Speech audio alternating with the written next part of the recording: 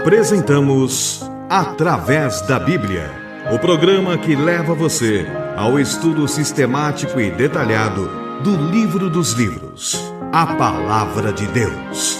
Estes estudos são de autoria do Dr. J. Vernon Magui e apresentados pelo pastor e professor Itamir Neves. Convidamos você, ouvinte, a acompanhar esta jornada através da Bíblia. Olá, amigo. Quero cumprimentá-lo em nome do Senhor Jesus Cristo, desejando sobre você e sobre seus familiares as preciosas bênçãos celestes. Estamos iniciando mais um programa da série Através da Bíblia e com grande satisfação me dirijo a você que tem acompanhado fielmente o nosso programa. Você sabe que contamos com a sua participação para que o programa se torne cada vez mais útil para todos. E isso é feito através das cartas que vocês nos enviam contando qual tem sido o valor do nosso programa, como que ele tem chegado até vocês. Por isso, anote o nosso endereço e escreva-nos compartilhando suas experiências conosco. No final do programa daremos o nosso endereço, anote-o e escreva para nós. Dessa maneira agiu o amigo que nos escreveu da cidade de Paraguaçu Paulista, no estado de São Paulo. Essas são as suas palavras. Louvo a Deus por ser ouvinte da RTM. Infelizmente, num tempo em que não tinha Jesus no coração, cometi um grande erro e hoje me encontro privado de minha liberdade cumprindo pena em um presídio. Pela misericórdia de Deus, sou convertido e procuro chegar cada vez mais perto de Cristo e faço isso com o meu rádio, que sempre está ligado no Através da Bíblia. Amo vocês em Cristo Jesus. Querido amigo, graças a Deus que você tem a Jesus Cristo como Senhor de sua vida. É Ele quem nos dá a verdadeira liberdade. Que Deus o abençoe. Quero aproveitar essa oportunidade e orar por você e por todos quantos estão nos sintonizando nesse momento. Senhor Deus, Pai de amor, obrigado por teu Filho Jesus Cristo, o nosso Salvador. Obrigado porque nele encontramos a verdade que liberta. Ó Deus, que possamos nas mais diversas circunstâncias em que nos encontrarmos, vivemos de modo a te agradar. Pedimos a tua bênção para esse nosso ouvinte que nos escreveu, que tu possas suprir as suas necessidades. Pedimos também, Senhor, a iluminação do teu Espírito para esse tempo de estudo e meditação na tua palavra. Oramos em nome de Jesus. Amém. Fortalece a fé,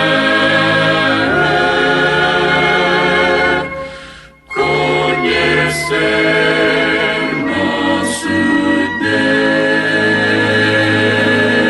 Deus. Querido amigo, estamos mais uma vez juntos para conhecermos ainda mais a vida de Jacó. Já vimos como Jacó era um homem como nós, cheio de falhas, mas também com muitos acertos. Vimos a experiência especial que teve com Deus ao ter a visão da escada que unia a terra ao céu. Vimos também que ele teve que aprender na escola de Labão, seu tio, os efeitos do engano e da mentira, que eram suas práticas comuns. Vimos que apesar de Labão pensar que estava dando um grande golpe em Jacó, quando lhe deu Lia no lugar de Raquel, a narrativa completa do episódio demonstra que Deus e não Labão teve a última palavra. O enganador Jacó foi enganado e a desprezada Lia foi exaltada, dando a Jacó 6 dos seus 12 filhos, e dentre eles a tribo sacerdotal de Levi e a tribo real de Judá. Então, enfim, vimos também que todas essas experiências estavam formando o caráter, um novo caráter de Jacó, preparando-o para ser pai de 12 filhos que deram origem às 12 tribos da nação de Israel. No texto de hoje, que abrange os versículos finais do capítulo 29 e todo o capítulo 30, vamos encontrar 3 temas que se destacam. Primeiro, os filhos de Jacó.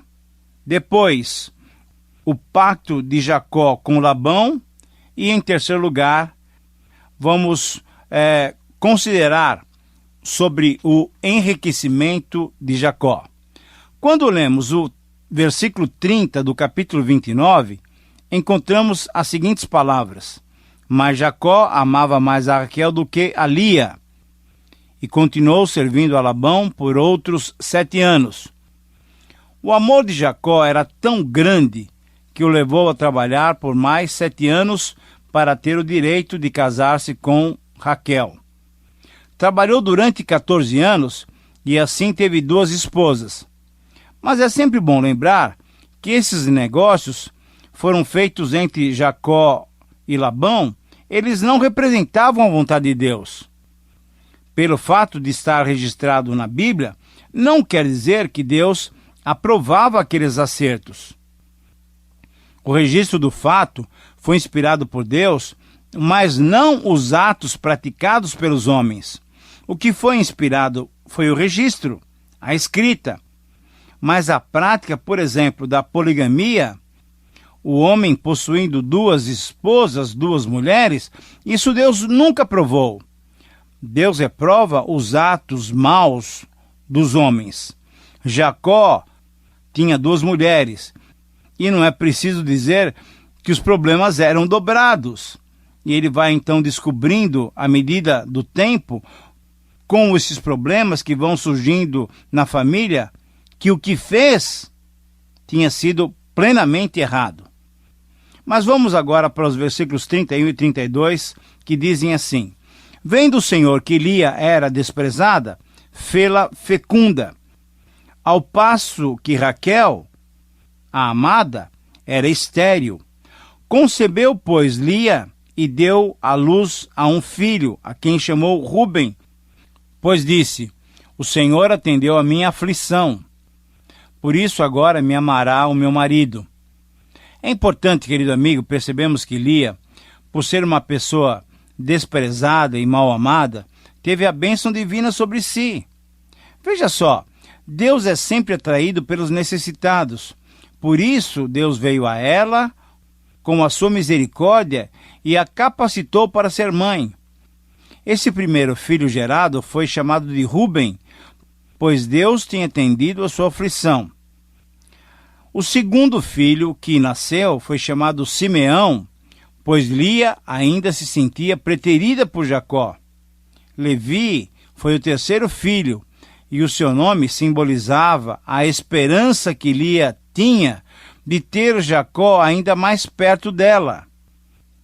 Levi deu origem à tribo sacerdotal de Israel. E o capítulo 29 termina com o versículo 35, que nos relata o nascimento do 4º filho de Lia, isso é, Judá, que deu origem à tribo real e proporcionou a Lia uma oportunidade ímpar de louvar ao Senhor. E assim vemos que Lia, que era desprezada, foi honrada e abençoada por Deus para que desse à luz a filhos e assim equilibrasse o interesse e o amor de Jacó, dividindo-o igualmente com Raquel. Nesse relato, vemos o cuidado e a bondade de Deus para com aqueles que são desprezados e sofrem injustiça. O nosso Deus é um Deus protetor, é um Deus que nos ampara. Querido amigo, você tem experimentado essa proteção e o amparo de Deus na sua vida? Reflita, responda para você mesmo essa questão. Mas o texto prossegue e quando passamos para o capítulo 30, vemos a misericórdia de Deus novamente revelada apesar do pecado do homem. Eis aqui uma referência aos problemas do lar de Jacó, conforme o versículo 1. Vendo Raquel que não dava filhos a Jacó, teve ciúmes de sua irmã e disse a Jacó: dá-me filhos, senão morrerei. Naqueles tempos, uma mulher se considerava infeliz se não desse filhos ao seu marido. Foi isso que causou tanta tristeza em Raquel. Vejamos os versos 2 e 3. Então Jacó se irou contra Raquel e disse: acaso estou eu em lugar de Deus, que ao teu ventre impediu frutificar? Respondeu ela: Eis aqui Bila, minha serva. Coabita com ela para que ela dê à luz e traga filhos ao meu colo por meio dela. Querido amigo, estamos novamente diante de uma prática muito conhecida naqueles tempos, mas com certeza uma prática não recomendada por Deus, não aprovada por Deus. Quando uma esposa não dava à luz a filhos por ser estéril, podia entregar ao seu marido uma serva para que por meio dela obtivesse filho. Abrão, influenciado por sua esposa Sarai, tentou estabelecer a sua descendência através da egípcia, a sua serva Agar. Deus não aprovou tal prática, como também nenhum outro erro na vida desses patriarcas. Embora a Bíblia registre tais fatos, vamos voltar a repetir, isso não quer dizer que Deus aprova essas práticas, essas atitudes. Quando Raquel então entregou a sua serva Bila a Jacó, ela concebeu e deu à luz a Adã, e posteriormente deu à luz também a Naftali. Mas o problema não terminava. Havia uma disputa entre as irmãs para ver quem agradava mais a Jacó. Lia, depois de ter dado 4 filhos a Jacó, entendendo que não ficaria mais grávida, achou-se no direito também de oferecer a Jacó a sua serva, Zilpa, para que dela outros filhos fossem gerados. E foi exatamente isso que aconteceu. Zilpa deu a Jacó 2 filhos, Gade, que significa afortunado, e Aser, que significa venturoso, pois Lia se sentia bem-aventurada, conforme o versículo 13 nos relata. Mas ainda nessa primeira parte do capítulo, encontramos um episódio muito interessante. Rúben, na época da colheita do trigo, achou algumas mandrágoras, isso é, umas frutas chamadas maçãs do amor. E segundo algumas crenças antigas, eram frutos que tinham raízes com poderes afrodisíacos, conforme lemos em Cântares 7,13. E eram frutas usadas para promover a atividade sexual e a concepção de quem era estéril. Assim se cria naquele tempo. Quando soube que Rúben tinha essas frutas, Raquel logo se interessou em comê-las e pediu-as a Lia, mas Lia recusou-se em atender-lhe a solicitação. Diante dessa recusa, Raquel então negociou com Lia, veja só, uma noite com Jacó. Tal como acontecera com Jacó, Esaú e o prato de lentilha, agora Jacó se viu como prêmio por uma porção de mandrágoras, por uma porção de frutas. Querido amigo, esse tipo de acerto não dá certo. Veja a ironia. Raquel, que comeu as mandrágoras, não teve uma noite com Jacó, portanto, não engravidou. E Lia, que foi sempre a desprezada, mesmo sem ter as mandrágoras, coabitou com Jacó e engravidou, dando-lhe assim o 5º filho, Isacar.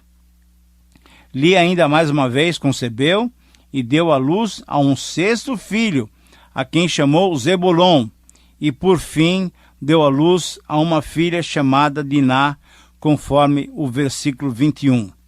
Foram esses os filhos que Lia deu à luz. Ao todo, foram 7 filhos, numa demonstração muito clara de que o Senhor é a nossa força e está sempre pronto a nos atender quando necessitamos, de acordo com a sua vontade, que é boa, agradável e perfeita, conforme diz Paulo em Romanos 12, 1 e 2.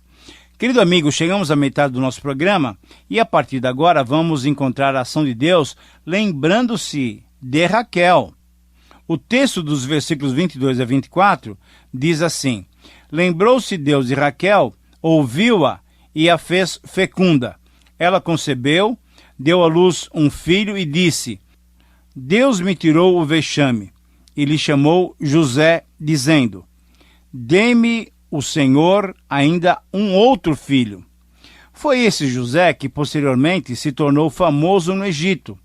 Ele foi um homem notável, mas nós falaremos sobre ele nos próximos programas.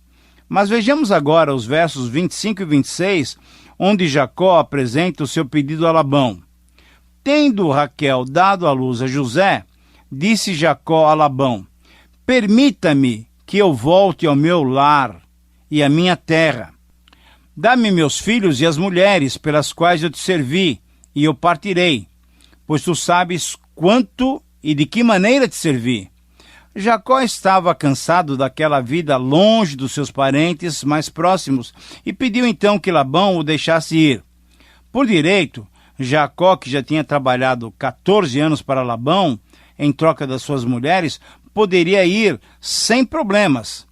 Mas certamente, lembrando-se da sua experiência com seu pai e com seu irmão, ele queria ir embora agora, mas queria deixar o seu relacionamento com Labão bem acertado. Surpreendente foi a resposta de Labão: ache eu mercê diante de ti, fica comigo. Tenho experimentado que o Senhor me abençoou por meio de ti. Querido amigo, você se lembra que em alguns programas passados ouvimos essa mesma expressão? É isso mesmo. Foi o rei Abimeleque, o rei de Gerar, que descobriu a bênção de Deus sobre Isaque, quando esteve no meio deles. O rei e a sua terra tinham sido abençoados. E da mesma maneira, agora, Labão descobriu que Deus estava com Jacó, e o estava abençoando por meio de Jacó. Labão, então, queria reter Jacó, não lhe permitindo sair. Mas Jacó respondeu-lhe e disse: tu sabes como eu tenho te servido e como cuidei do teu gado, porque o pouco que tinha antes da minha vinda foi aumentando grandemente, e o Senhor te abençoou por meu trabalho. Agora, pois, quando hei de eu trabalhar para minha própria causa? O diálogo continuou e Labão perguntou: então, que te darei? E Jacó respondeu: nada me darás. Tornarei a apacentar e a guardar o teu rebanho, se me fizeres isso. Passarei hoje por todo o teu rebanho, separando dentre eles os salpicados e malhados, e todos os negros dentre os cordeiros. E o que é malhado e salpicado entre as cabras, esse será o meu salário. Você percebe, amigo, que Labão estava muito interessado em Jacó e que queria, de todos os modos, convencê-lo a ficar? Mas vemos também que Jacó não queria ficar, não queria admitir essa possibilidade. Jacó tinha as suas 2 esposas, tinha 2 criadas, a casa estava cheia de filhos. De fato, ele tinha agora 11 filhos. Agora, o que teria que fazer mais? Ele teria que alimentá-los, tinha que assumir a sua responsabilidade como chefe de uma nova família. Jacó estava dizendo a Labão o seguinte: Deus, por meu intermédio, te abençoou e te fez prosperar muito, mas eu mesmo não tenho nada. Jacó, para ficar mais uma temporada com Labão, então, propôs que queria como seu salário todos os animais, salpicados, malhados e negros. E aí ele iniciaria assim o seu rebanho. E disse ainda: se Labão achasse algum animal diferente desses entre o seu rebanho, ele poderia ser acusado de furto. Ao ouvir isso, rapidamente Labão aceitou a proposta. Mas como era do seu feitio, como era a sua característica, mais uma vez ele enganou a Jacó. E nos versículos 35 e 36, temos o relato de que naquele mesmo dia, Labão passou pelos seus rebanhos e, veja só, separou todos os animais salpicados, malhados e negros, dando-os aos seus filhos, e mandou que eles fossem embora, fossem para bem longe, a distância de 3 dias de Jacó. Sem saber o que tinha acontecido, Jacó estava satisfeito com o seu plano, com o acerto feito com Labão. Mas ele tinha um plano também, tinha um plano para fazer com que os animais listados, malhados e salpicados procriassem em grande quantidade. E assim fez, querendo enganar também o seu tio. Na verdade, você pode perceber que era um querendo enganar o outro. Era uma escola perversa essa. As suas atitudes internas ainda não tinham mudado. O seu caráter ainda não tinha sido transformado. Como é que ele conseguiria ludibriar o seu tio? O relato desse episódio está descrito nos versos 37 a 43. Tomou então Jacó varas verdes de álamo, de aveleira e de plátano, e lhes removeu a casca em riscas abertas, deixando aparecer a brancura das varas, as quais assim escorchadas pôs ele em frente do rebanho, nos canais de água e nos bebedouros, aonde os rebanhos vinham para dessedentar-se e conceberem quando vinham a beber. E concebia o rebanho diante das varas, e as ovelhas davam crias listadas, salpicadas e malhadas. Então separou Jacó os cordeiros e virou o rebanho para o lado dos listados e dos pretos nos rebanhos de Labão, e pôs o seu rebanho à parte, e não o juntou com o rebanho de Labão. E todas as vezes que concebiam as ovelhas fortes, punha Jacó as varas à vista do rebanho nos canais de água, para que concebessem diante das varas. Porém, quando o rebanho era fraco, não as punha. Assim as fracas eram de Labão e as fortes eram de Jacó. E o homem se tornou mais e mais rico. Teve muitos rebanhos, e servas, e servos, e camelos, e jumentos. Querido amigo, todo esse plano de Jacó estava baseado apenas numa superstição, numa noção falsa de que impressões visuais vividas durante o ato de reprodução dos animais determinariam as características da descendência do rebanho.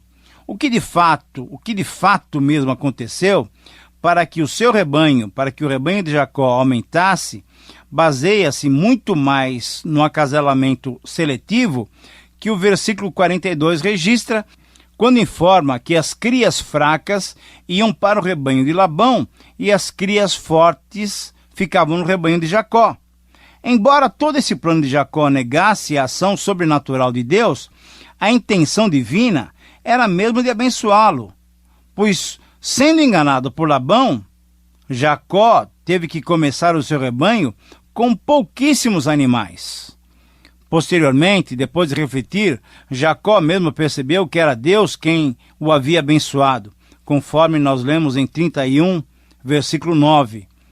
Mas isso nós estudaremos no próximo programa. Naquele momento, sem saber de tudo o que estava para acontecer, Jacó estava mesmo procurando recuperar o tempo que passou trabalhando para Labão, sem ser devidamente recompensado. Jacó pensava que por aquele meio enganoso poderia recuperar todo o seu trabalho feito sem receber a devida remuneração.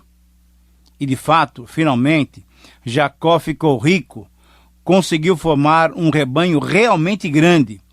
Foi muito grande a sua prosperidade, mas vemos que Jacó continuou sendo quem?